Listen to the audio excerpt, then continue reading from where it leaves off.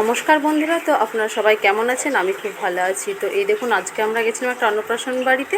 তো এটা আমার বরের বন্ধুর আর কি, কোনো আমাদের রিলেটিভ না, বন্ধুর বাড়ি। তো ওর নাতনির অন্নপ্রাশন। নাতনির তারপরে দেখুন চলে গেছে, ওখানে গিয়ে পকোড়া দিচ্ছিলো, পকোড়া খেলাম। বাচ্চারা কি কিউট দেখুন। তো বাচ্চারা ফোনের দিকেই তাকিয়েছিল, তো ছবি তুলে নিয়েছি। তারপরে ওখান থেকে বেরিয়ে ভাবলাম একটু মার্কেটে আসলাম, পাশেই দোকান।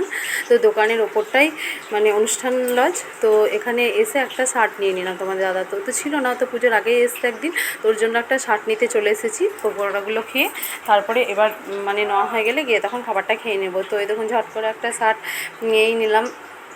তো আছে একটা, তো আর একটা নিয়ে নিলাম। খাদিগুলোও পরতে ভালোবাসে, তো আমি বললাম চলো, আমার মা এসেছে, পয়সা দিয়েছিল, ওকে কেনার জন্য দেওয়া হয়নি, তো নিয়ে চলে এসে তারপরে বসে গেছি খেতে। তো খাবারে অনেক কিছু ছিল মেনু, ছিল বাটার নান, তার সাথে পনির, তারপরে পোলাও, মানে পোলাও ছিল, বাসন্তী পোলাও, আর চিকেন, আর মানে সাদা ভাত, আর মটন কষা ছিল।